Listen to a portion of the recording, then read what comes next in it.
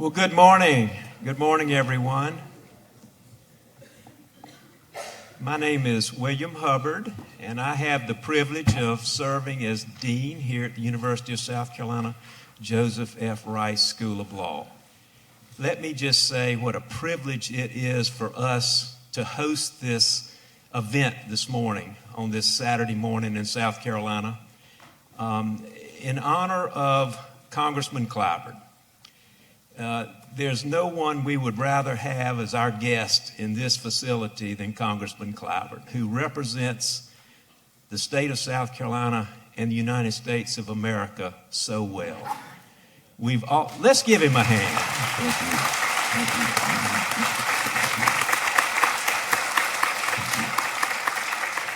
We have all admired him so much over the decades.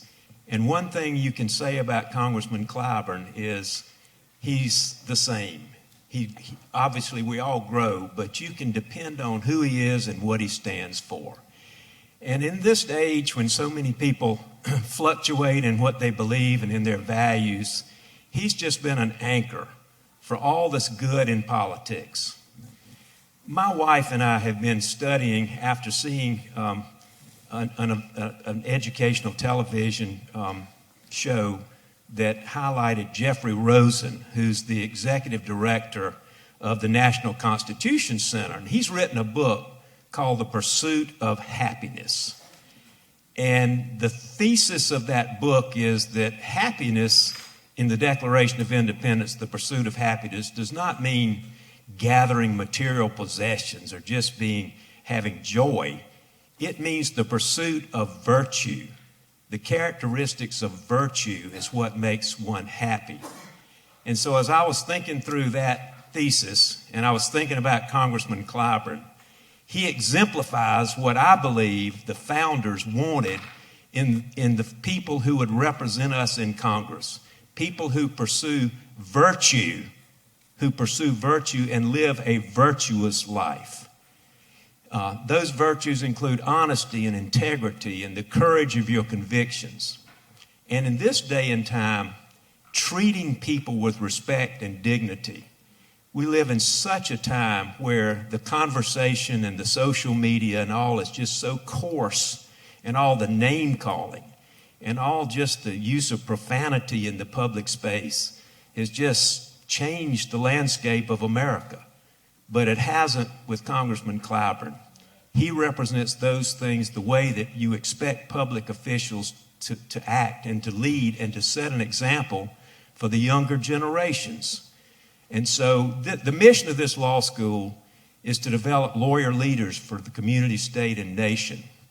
And those characteristics of leadership, as exemplified by Congressman Clyburn, are exactly the kinds of traits and characteristics and virtues that we try to instill in our students so that the next generation of leaders in South Carolina can take Congressman Clyburn's as a role model and exemplify those characteristics which he so exemplifies. So with that, welcome again to our law school. We're so delighted to have you here. I can think of no better way to spend a cold, rainy Saturday morning than with this cozy family here at the law school honoring Congressman Clyburn. So welcome. Thank you, Dan. Thank you.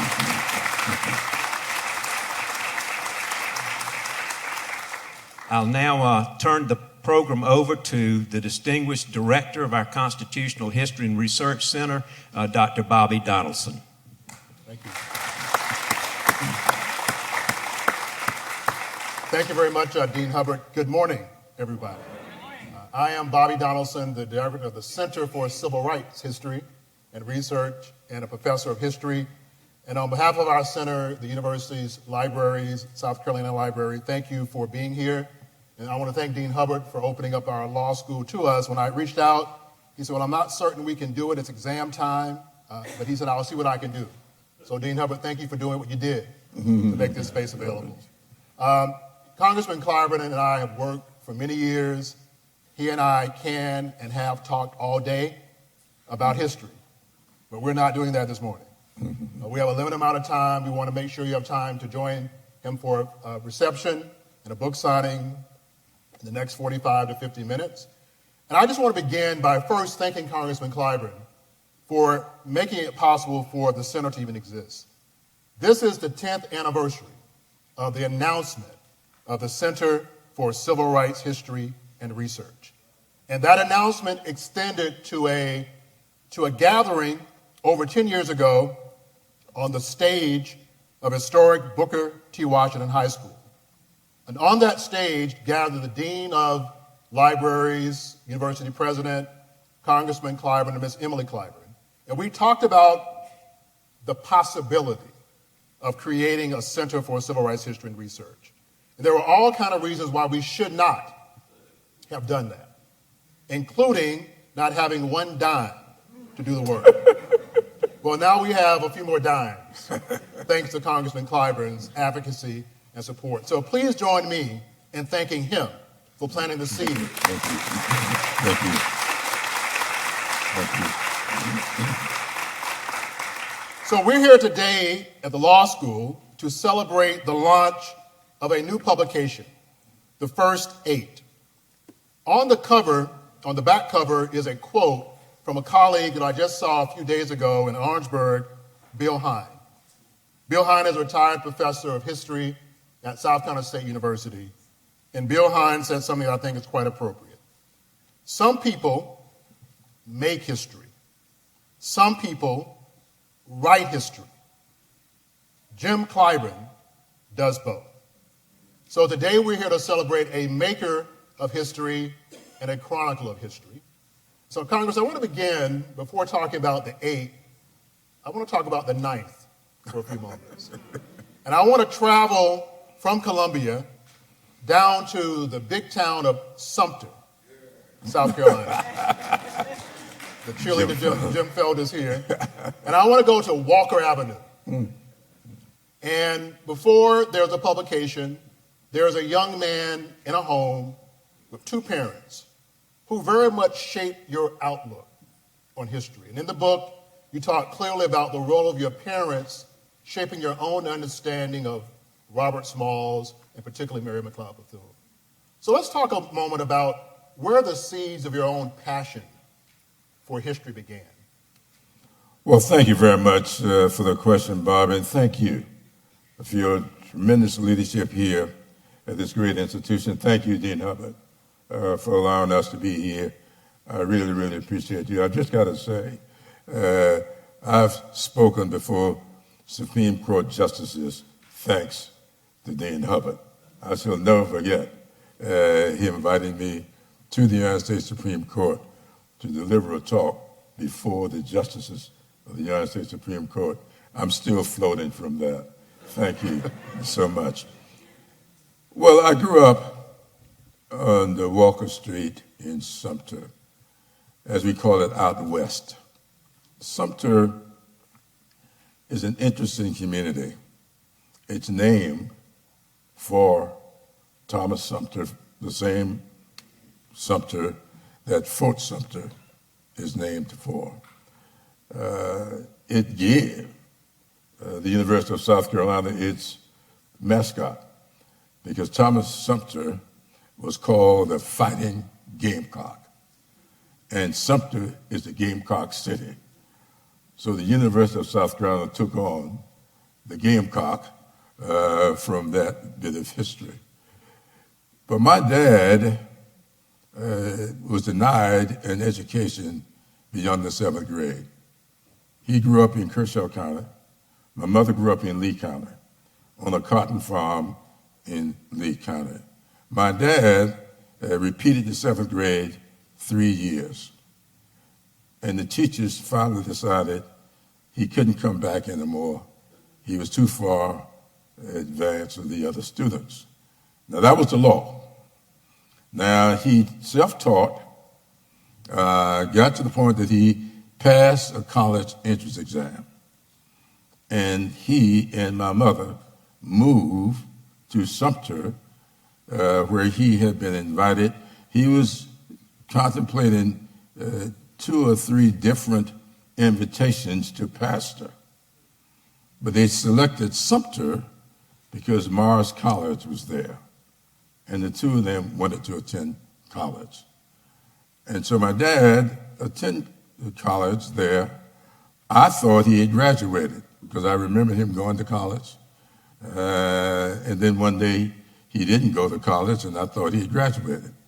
I found out about 6 months before he passed away that he was not allowed to go into his senior year because state law required that he produce a high school diploma before he could be awarded a college degree. And he was not allowed to go into the fourth year. That bugged him. Now, my dad didn't tell me that story. I found out from a member of the Board of Trustees for Morris College who did not know what had happened to my dad because he was my dad's classmate. And Dad was going to die not telling me about that. But when Mr. Dixon, his name was Horace Dixon, when he told me about that down in Hampton County, I see some Hampton County people here, I drove to Sumter that night from Hampton County and got my dad out of bed and told him what I had just heard. And with tears flowing down his cheeks, he told me that story that I just told you. And he told me that he never told us because he didn't want us to ever think there was any value in dropping out of school. So my dad was just all about education. He pastored a little church on the corner of Walk and Bartlett Streets. My mother opened a kindergarten in that church when I was 3 years old. And so I grew up with that kind of environment. And my dad had two rules in the house, a lot of rules. These two were special. Every morning before breakfast, we had to recite a Bible verse. And you couldn't say the same one twice. And on the day that he laid down the rule, he took Jesus Wept off the table. True story. Every evening before retiring to bed, we had to share with him and my mother a current event. We didn't have television, but back then the Sumter Daily Item was an afternoon paper. It's now a morning paper. So every afternoon the Sumter Daily Item was delivered to our home. And we knew that when after homework, you had to sit down and share with him a current event. And that's how I started reading newspapers. And I was 8 years old when Harry Truman surprised the entire world when he defeated Thomas Dewey to be president of the United States.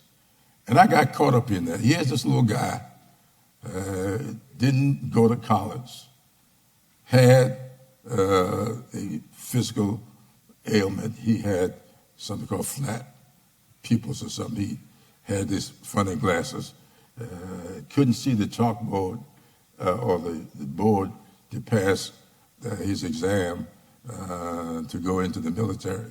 So he sneaked in the doctor's office, memorized the chart. And so, I just studied everything about Harry Truman. And I still keep on my bedside the book, McCullough's book on Truman. So that's what I grew up in. And my dad had 3 books in his pulpit, the Bible, the hymnal, and a book that he put together, a loose-leaf book of every registered voter. I remember when my mom and dad first cast an effective vote, because until 1948, you've written about this so much, in Elmo versus Rice, the Democratic primary in South Carolina was a private club, white only. I'm 8 9 years old when all this is going on. So I remember when all of this happened. And so I just grew up in politics. My dad thought the greatest person in the world was Robert Smalls. My mother thought differently. She thought the greatest person was Mary McLeod Bethune. And so I grew up with this gender issue taking place. And so I started learning stuff about Robert Smalls because of my dad, Mary McLeod Bethune because of my mother. And if you were to visit my office today in Washington, you would see on one wall these 8 people, Robert Smalls, number 6 among them. And you see the biggest picture in my office is a picture of Mary McLeod Bethune. And so this is just who and what I've been all of my life. And it was just one little incident that made me write this book. When someone looked at those pictures and asked me who they were, and when I explained who these 8 people were, one of them said to me, "My goodness, I thought you were the first African American from South Carolina to serve in Congress." And then I said, sort of playfully, no, before I was first, there were 8. And so I told my staff later that day that my next book, which this is my 3rd book, is going to be about these 8 people. And I intended for it to be informative, just educational. But in the middle of writing this book, the election of 2020 came. And the efforts to overturn the result of that election were taking place. And I saw those people banging on the door up at that election office up in Detroit. And I saw what was going on in Pennsylvania. I recognized that what is happening here is exactly what happened post-Civil War that brought an end to the careers of these 8 people and kick-started the 95 years between number 8 and yours truly, number 9. 95 years. And so this book is about these 8 people, but it's also about the 95 years, why it came about. And I said in the introduction, this book is a cautionary tale, because what is going on in Washington today with this Supreme Court, with this administration, is exactly what happened post-1876. I want to build on that and talk about this book also as its own reconstruction of history. So you grew up in Sumter, you went to Mather, then you went to Orangeburg at South Carolina State, and we have a display in the lobby after this gathering I want you to see of young Jim Clyburn and Julius Caesar. He was also in theater as well. But in that growing up, the most widely read book on the history of South Carolina was a book called The History of South Carolina by Mary Sims Oliphant.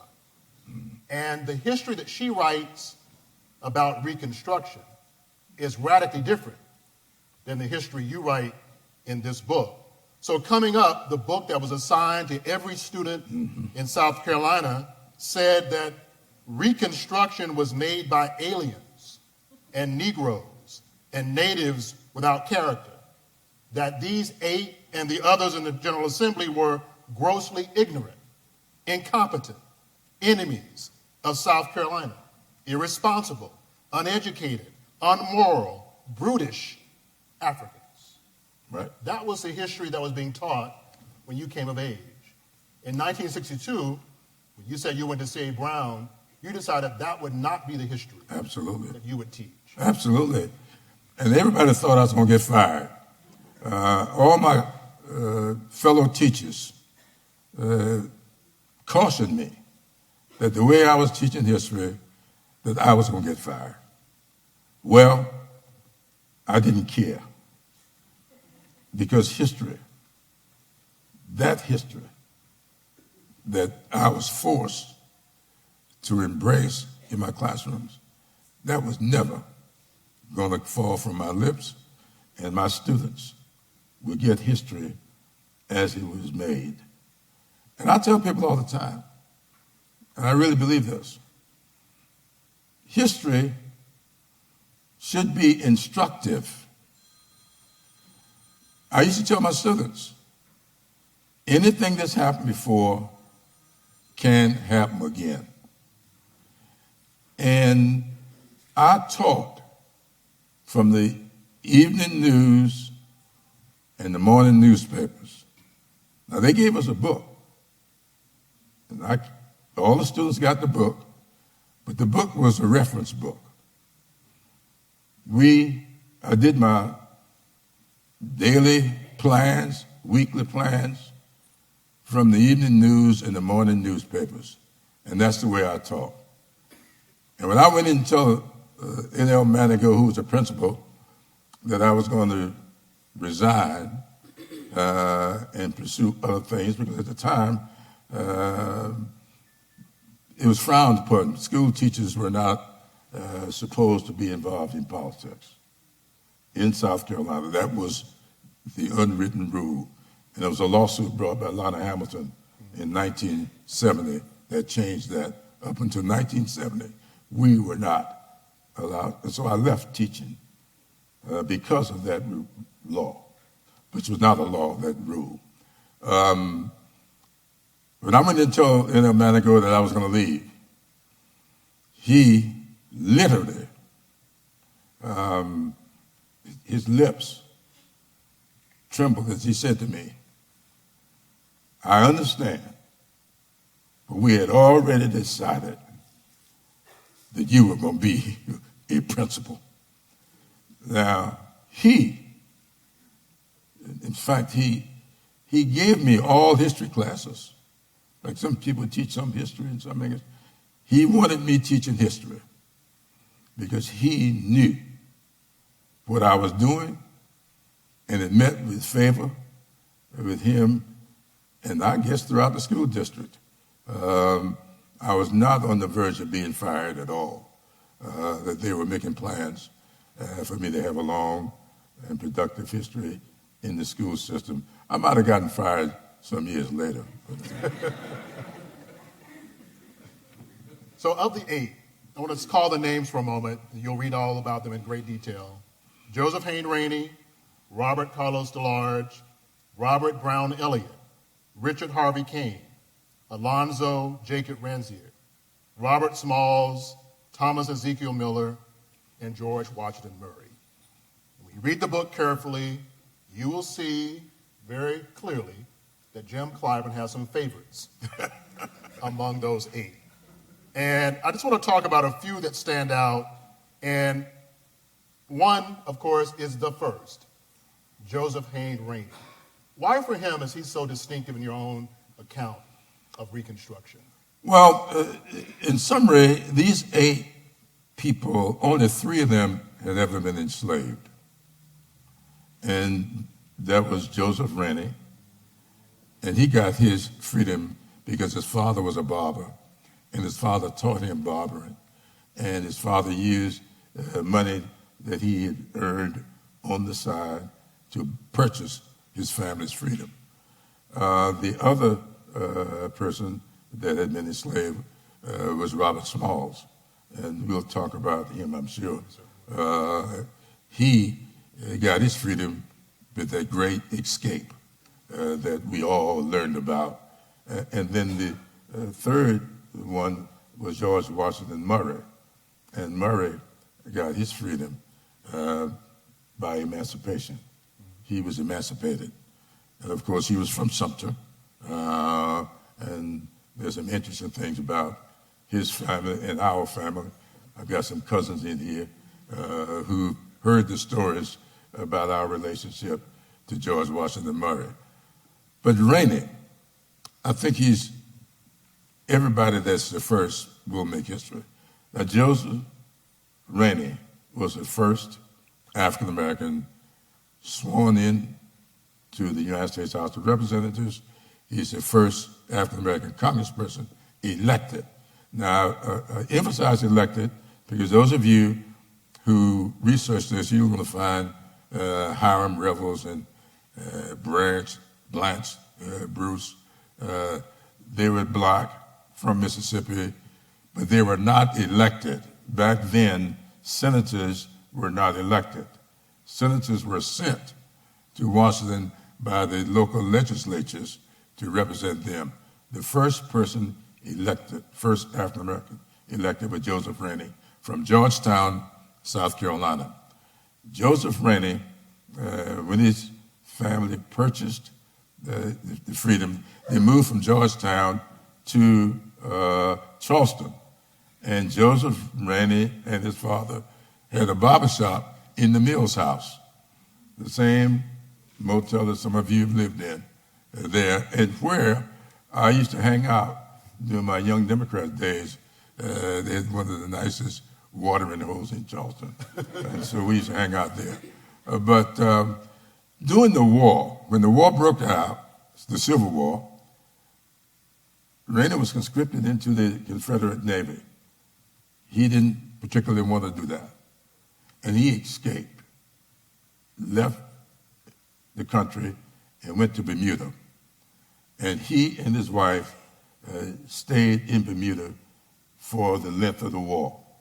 And while in Bermuda, he opened a barbershop in two different cities. Hamilton was the other place. And if those of you visited Bermuda, you probably saw Barber's Alley and wonder where that name came from. It came from Joseph Rainey, because he opened a barbershop there, became very popular, and so Barber's Alley in Bermuda is named for him. When the war was over, he came back to Charleston and went back to Georgetown, and that's where he entered politics. Now, there's nothing partisan about all this. All 8 of these people were Republicans. My mother and father were Republicans. So this is not Democrat versus Republican. This is about ideology. It's about the law of the land. And the reason my parents were Republicans, because they were not allowed to be Democrats. The Democratic primary was white only by charter. One of the other 8 is a gentleman who was highly regarded by Judge Matthew Perry. When I interviewed Judge Perry said for him, the most important Reconstruction figure was Robert Brown Elliott. Well, that's interesting, because Robert Brown Elliott, there's some question as to whether or not he was an American. He came to South Carolina from Massachusetts, but he was educated in Liverpool. Came to South Carolina, here to Columbia, and he was a lawyer. Robert Brown Elliott was a member of the bar here. Robert Brown Elliott was also the first of 2 African-American speakers of the House of Representatives here in South Carolina. A lot of people don't realize that, but we had 2 African-Americans who were speakers. Robert Brown Elliott was one of them. Very smart lawyer, very astute politician. His law partner said that there wasn't a nook or cranny anywhere in South Carolina where he did not know the movers and the shakers. He was a very astute, very, not going to understand, Matthew Perry, the very astute and smart lawyer that he was. I can see him being enamored with Robert Brown Elliott. Because my favorite, as you know, is Robert Smalls. Can we talk about him for a moment? Please. Some years ago, Congressman Clyburn and I worked on a documentary about a gentleman whose name was Henry McKee Minton, who was the founder of the Sigma Pi Phi fraternity, who grew up 2 blocks from where we are today. And when I interviewed you during that session, you said at the time that Robert Smalls was the most consequential South Carolinian in history. And you've repeated that. You repeated it a couple of times in this book. Yeah. Robert Smalls, the most consequential. So for our audience who will read the book, why do you make that claim? Well, I make it because it's true, first of all. Now, the consequences that flow from one's life remember the word consequential.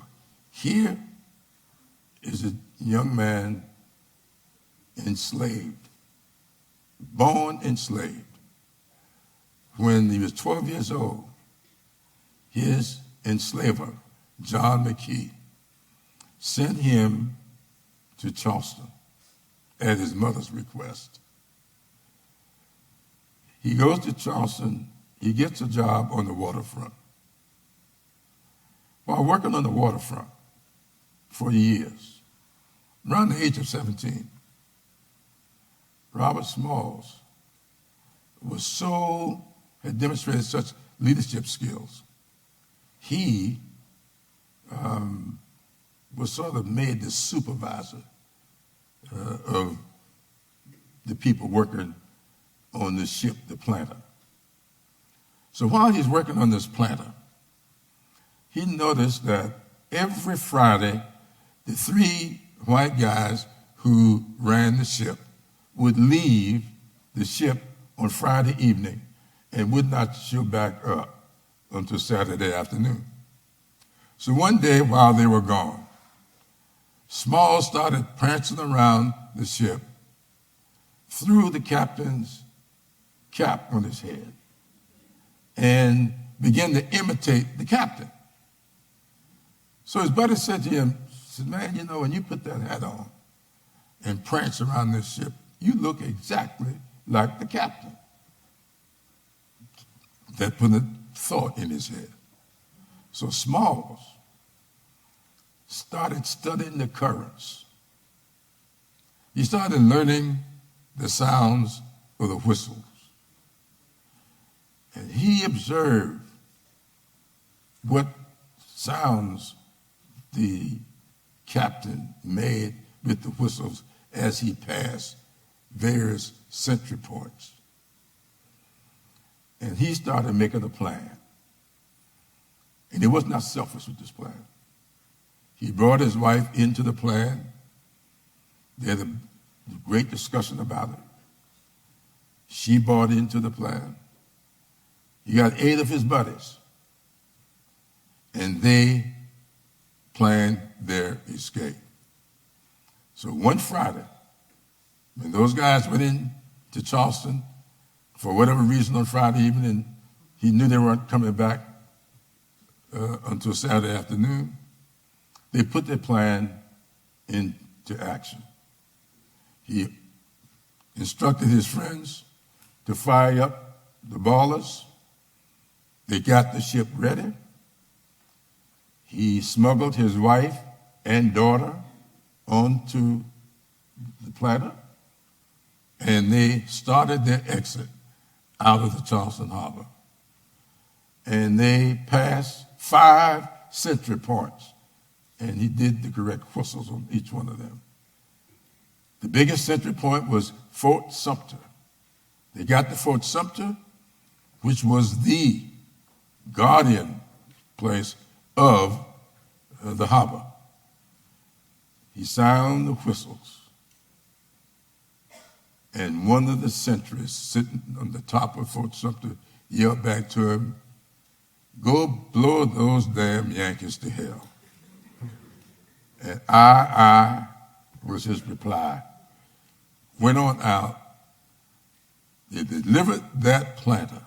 Well, when they got within distance of the Navy, the Union Navy, his wife had brought along a bed sheet. And she raised that bed sheet, the flag of surrender, and they delivered the planter to the Union soldiers. It was the biggest surprise. This was the prize ship of the Confederacy. And they were so enamored with this. He got a cash payment of $1,500. They all got their freedom. Each one of them got some freedom. He got $1,500. The others got some money as well. And, of course, all of them got their freedoms. Now, all of this took place in May 1862. In August 1862, less than 6 months later, Robert Smalls was sitting down in Washington, D.C. with President Abraham Lincoln. And the reason he went to Washington because General Saxton was losing the war. They didn't have enough manpower, and they wanted to bring freedmen, the freed, formerly enslaved, into the war to fight on behalf of the Union. Well, Frederick Douglass had been up here in Washington hanging out with his good friend Abraham Lincoln, trying to get Lincoln to allow blacks to fight in that war. All you all studied that in your books. Lincoln never responded on that question in a positive way to Frederick Douglass. But Saxton decided to send, he figured that here's Robert Smalls. Robert Smalls, as you can imagine, pulling off this escape, he became a real celebrity. I mean, all over the country, people up in New York trying to get him to come live there. They wanted him to come live in Pennsylvania. All these people wanted Robert Smalls in their company. And so Saxton decided to use that power that he had developed and see could he influence Lincoln. Well, he did. He got permission to recruit 5,000 formerly enslaved freedmen to fight in that war. The number got much greater. Over time, it got up to around 170,000. In fact, 40,000 African Americans died in the Civil War, fighting in the Civil War. That's the history that they're keeping out of the textbooks, but that's what happened. So Smalls, one of the battles, this is one of, to me, the biggest, I think, thing about Smalls. A bounty had been put on Smalls' head, $6,000. I don't know whether it's dead or alive, but I know it's to capture Robert Smalls, whoever could do that, they had $6,000 coming to them. And they wanted the ship back. This ship was the most effective ship in the Charleston Harbor. Well, there was a battle one day. They were taking munitions and and food from Morris Island down there.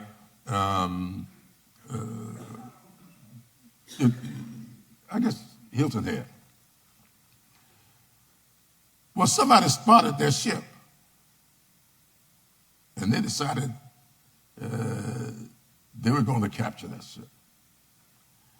They went after the ship, and it was a fierce battle.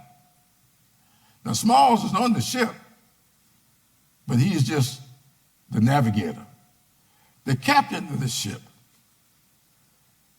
thought that they were going to lose, got scared, and ordered Smalls, the navigator, to beach the ship. Smalls said, oh no. He knew that was death for him. And Smalls locked the captain up in the coal bin. True story. And took over the ship. Won the battle. Got the ship back safely to port.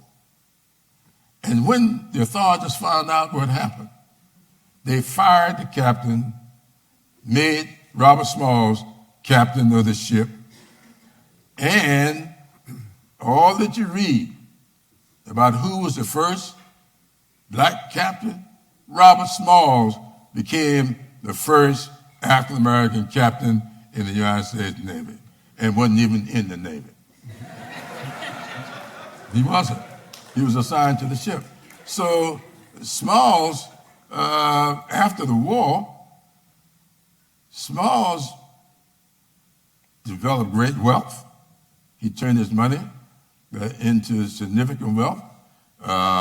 Smalls became an outstanding businessman. He went back to Beaufort after the war. When he got back to Beaufort, John McKee had fallen on bad times and lost everything he had, including the house that Smalls had been a slave in. Smalls bought the house that he was a slave right on Prince Street in Beaufort, that's right there now, and the house next door. So McKee died.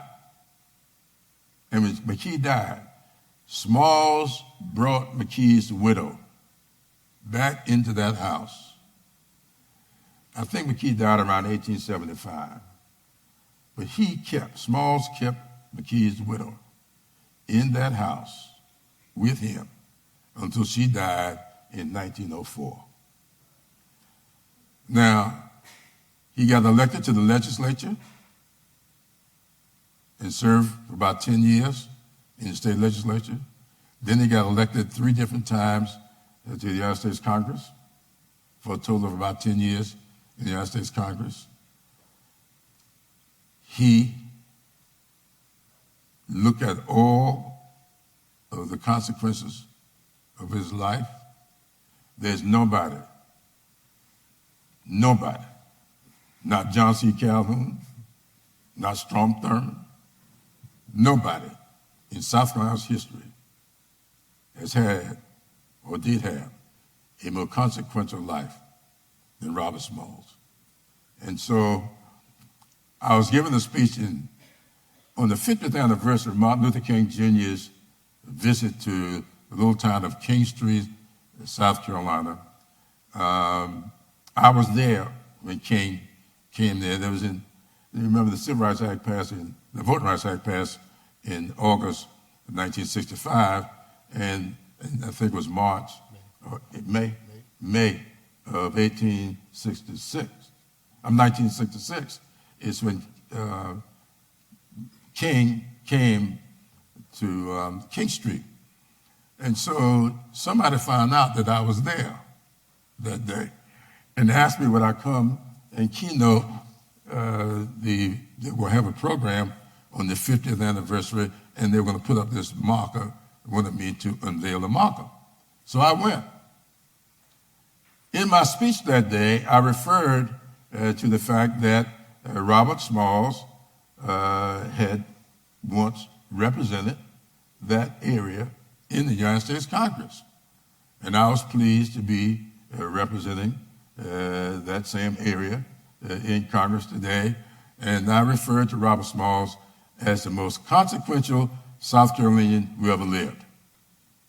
And when I came down off the podium, from the podium, a buddy of mine, a local attorney there, came up to me and said, "You know, that was a great speech you gave today, and I think I agree with you that Robert Smalls was the most consequential black South Carolinian who ever lived." And I looked at him and I says, "That is not what I said. He is the most consequential, irrespective of skin color." He turned away, and I don't think he's spoken to me since. I want to connect something, because this book is about the 8th and the 9th.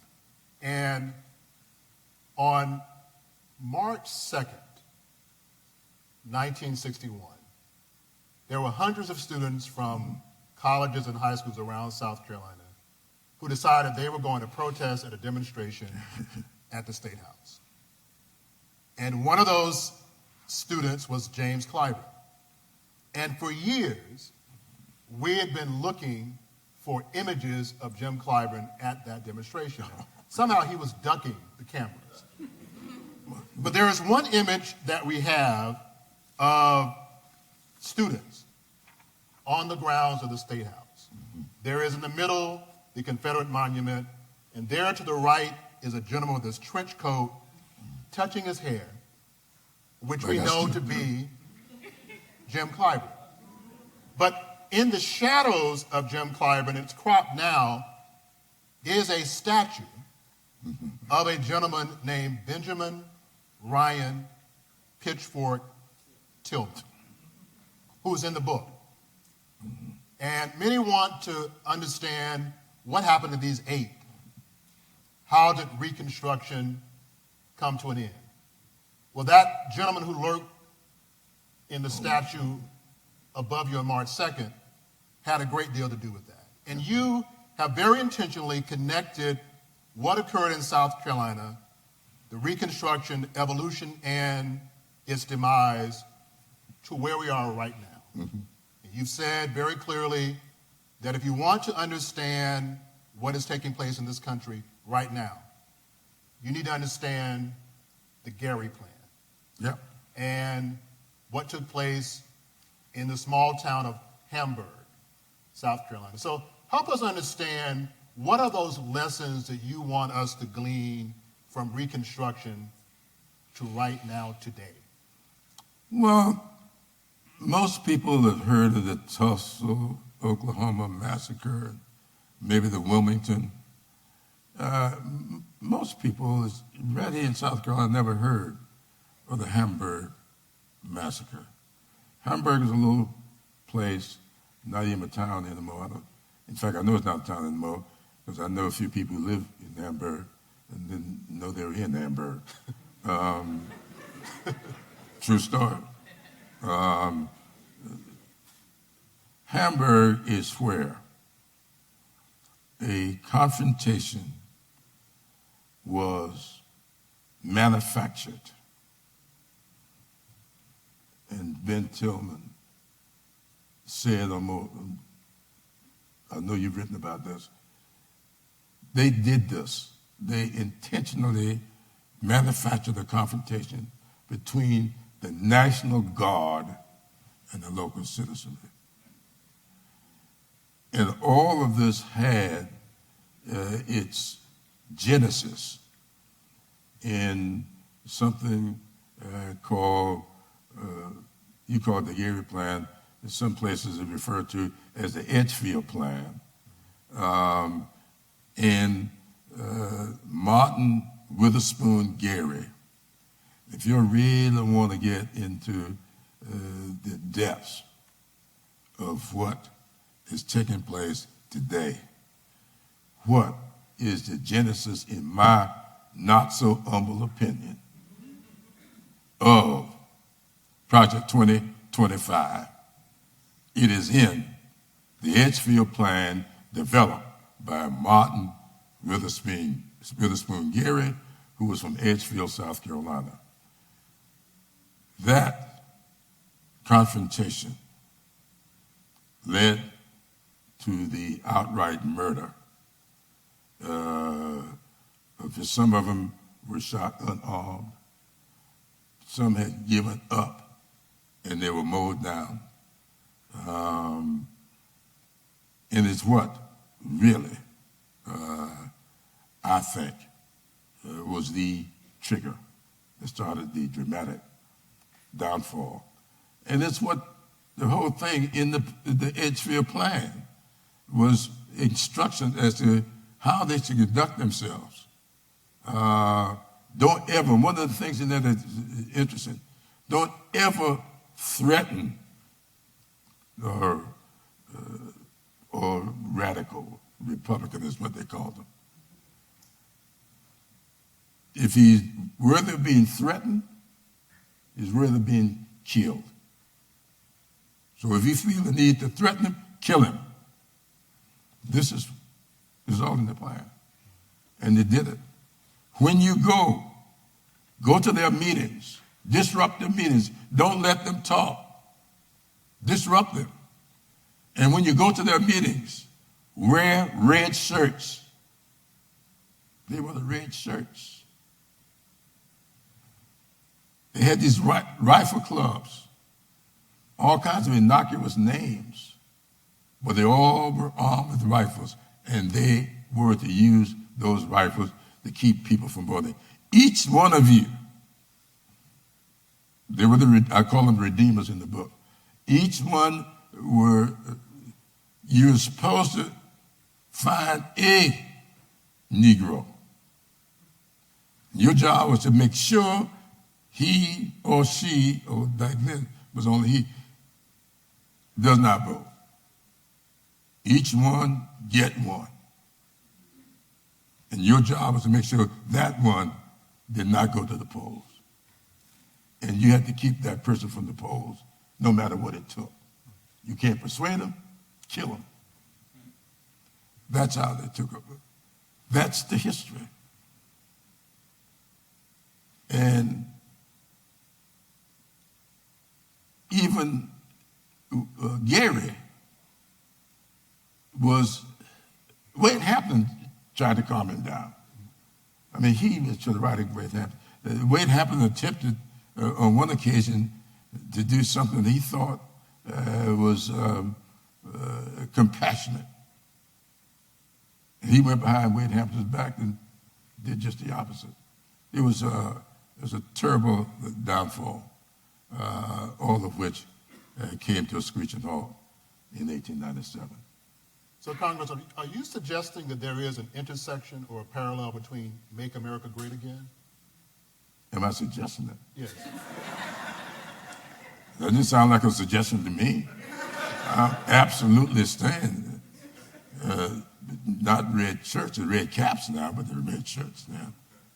And before the red shirts, we remember during the Revolutionary War, there were red coats. So, look, none of this is by accident. None of it. I've been hopping on this now for about 2 years.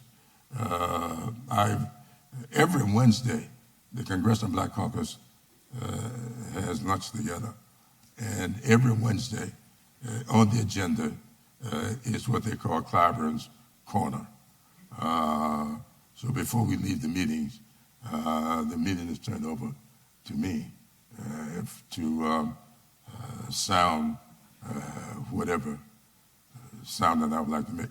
I was in Columbus, Ohio last night with George Beatty, and we were she has this thing I don't know if you noticed now, but yesterday, the 5th, was the date, the 70th anniversary of the beginning of the Montgomery boycott. The 70th anniversary was yesterday. So I was the keynote speaker for her last night. It was the 20th anniversary. They celebrate Rosa Parks Day in Ohio. And the governor who signed the bill at the time was there with his wife last night. It was a great meeting. But they call it the power of one, Rosa Parks being the one.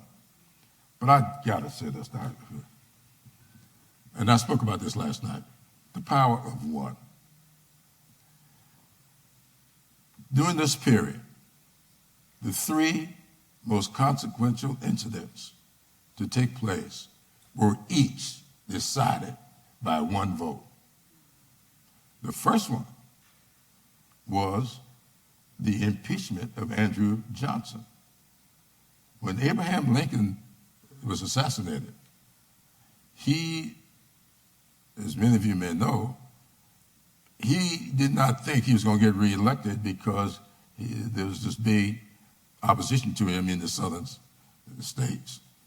So to appease the southern states, Abraham Lincoln brought Andrew Johnson onto the ticket. He was from Tennessee, a slave owner, and a white supremacist. So he brought him on the ticket in order to appease the South. He got reelected. He was not planning on getting assassinated. So when he got assassinated, the guy he brought on the ticket, the white supremacist, became president. And he attempted to undo everything Lincoln had done. Not only that, Congress was passing laws that he was refusing to enforce. And because he refused to enforce the laws, Congress, the House of Representatives, impeached him. And when the impeachment was sent to the Senate. The Senate failed to convict him by one vote. One vote is what kept this white supremacist movement, which was, I call the Redeemer movement, alive. That led to the 1876 election. In the 1876 election, you had two people running for president. Rutherford B. Hayes from Ohio, Samuel Tilden from New York. And when the voting was over, at the time, you needed 185 electoral votes to be president. Samuel Tilden had 184. He was short by one vote. Hayes had 165. Now, there were 21 votes in dispute, 21 electoral votes, because Florida, South Carolina, and Louisiana set up two sets of electors. Sound familiar? Which is what they were trying to do on January 6, 2021, get alternative electors into the mix. So when those dueling electors got there, the House of Representatives did not know what to do. Now, I need to say, of those three states, there were 20 electoral votes. There were 21. One was coming from Oregon. I have no idea how this guy from Oregon got to be an elector. What I do know from history, he was not eligible. I don't think he was even a citizen. I don't know how he got to Oregon, but he got himself elected. So they threw that vote out. They left him with 20. Hayes got 165. If he can get all 20 of those votes, he would have the 185. So when the House didn't know what to do, the House appointed a 15-member commission. And they were to meet with the candidates, study the issues, and make a recommendation to the House as to what to do. I don't know what happened in the meeting. I wasn't there. But I know this. When they came out of that meeting, they voted 8-7 to give the 20 votes to Hayes. And you got to know, Hayes was nominated to run for president on the Republican ticket at a convention in Cincinnati, Ohio. In that convention was Robert Smalls. Robert Smalls was one of his biggest supporters. 99% of the African Americans voted for Hayes. But Hayes made a deal. Give me these 20 votes. I'll bring it in to Reconstruction. So by a vote of 8-7, the 20 votes went to Hayes. Then Hayes went from 165 to 185. 1 month later, he removed all the troops from the South, brought an end to Reconstruction.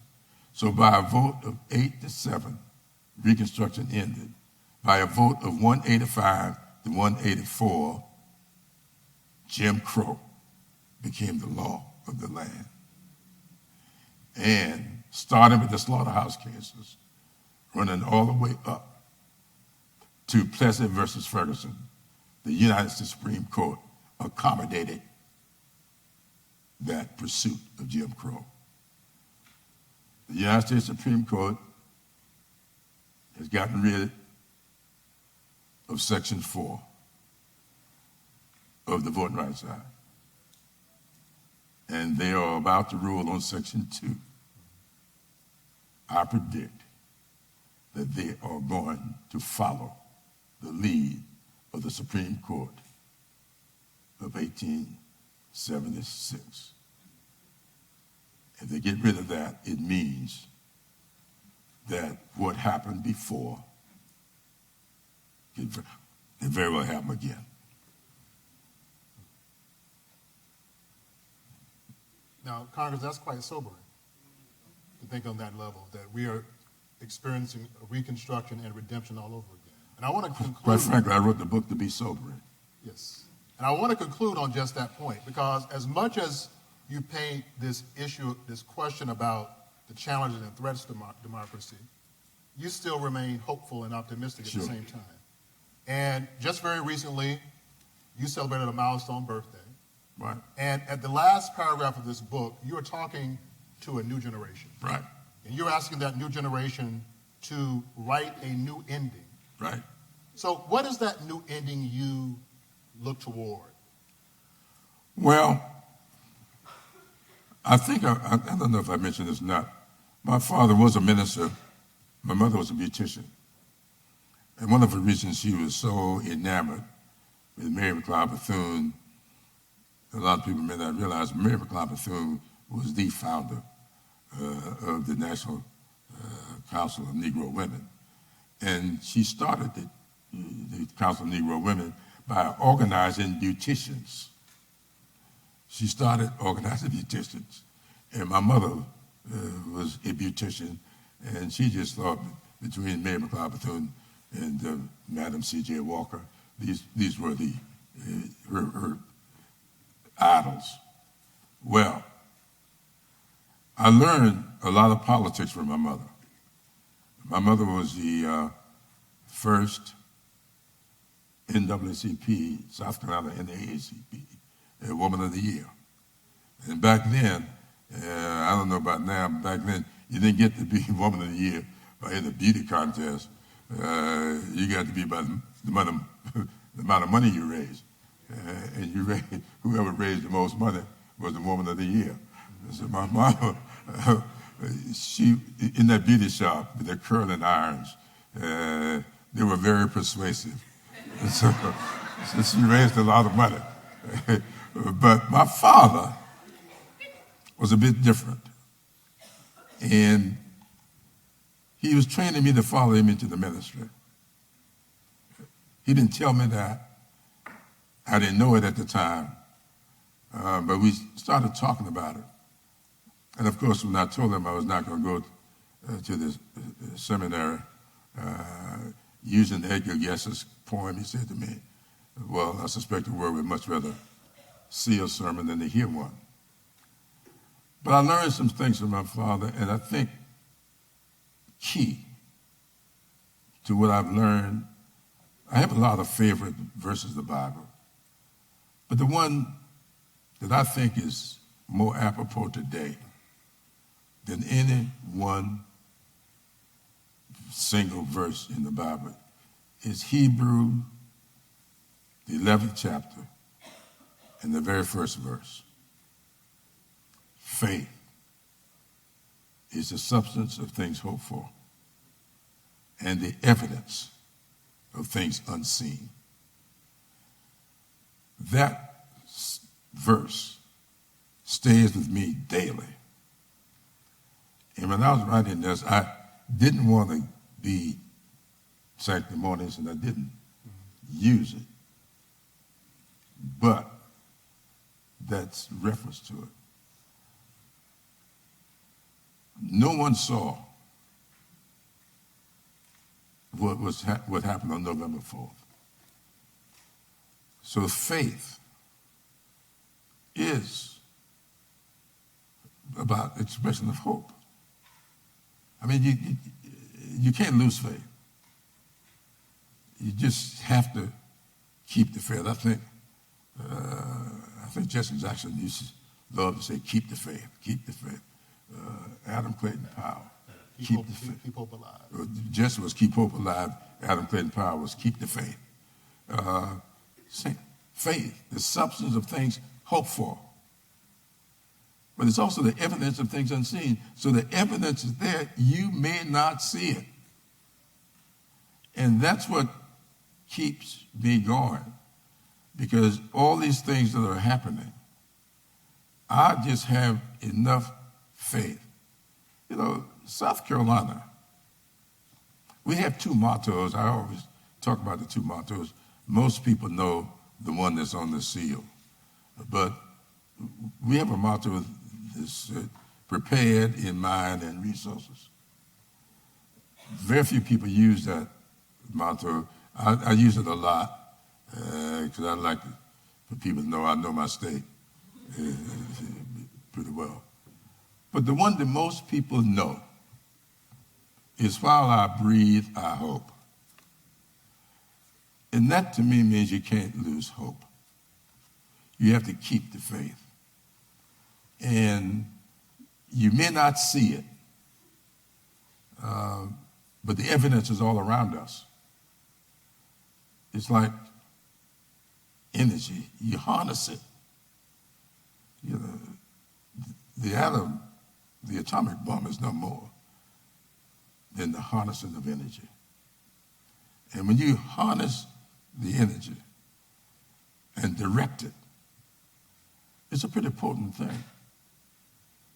And the same thing with the energy that floats around us in our communities, when it comes to politics, whatever it is, you just can't let the energy float. You got to design, develop ways of harnessing that energy, and at the appropriate moment, election day, you have to direct it. And since that was your last question, I want to close with this, if I may. Martin Luther King Jr., in my opinion, wrote what I consider to be, next to the Bible, the most timeless document ever written. And it's his letter from the Birmingham City Jail. Now, next to the Bible, that letter to me, that I've read maybe 100 times, I make it part of my January 15th or King Day efforts to reread that letter. So whenever I'm going out to speak during January, I reread that letter before January every year because it's timeless. And you may recall that King wrote that letter in response to a letter that he had received from 8 white clergymen, one of whom had South Carolina connections. And they said to King, while he was sitting in the Birmingham jail, we want you to leave Birmingham because you are a disruptive force. But they said to him, we don't want you to get us wrong. We believe in your cause. We just believe that your timing is wrong. And they went on and gave him a big description about how long it took Jesus to do what he was doing. They could have said he still hadn't gotten it done. But King sat down to answer them. And when he answered them in his letter, which he started writing in jail in the margins of the newspapers because they would not give him paper to write on, King wrote 4 words that I think is very appropriate today. Time itself is neutral. And he went on to say, time is never right. Time is never wrong. Time is always what we make it. And then he continued that thought. I am coming to the conclusion that the people of ill will in our society are making a much better use of time than the people of goodwill. And then he closed the thought this way.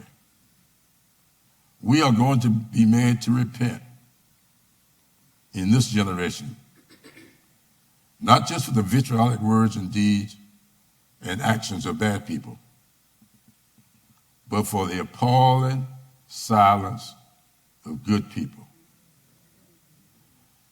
And the biggest voice we have is the vote.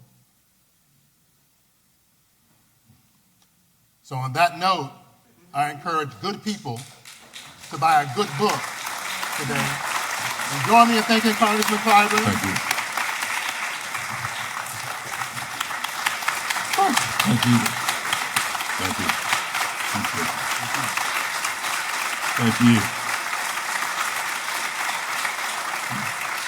So Congressman Clyburn has agreed to sign every book purchased. So we've allotted time for you to join him in the Perrin lobby for book signing and reception, and also exhibits curated by the Center for Civil Rights History and University Library. So we thank you for being with us, and we look forward to future events. Okay, thank you.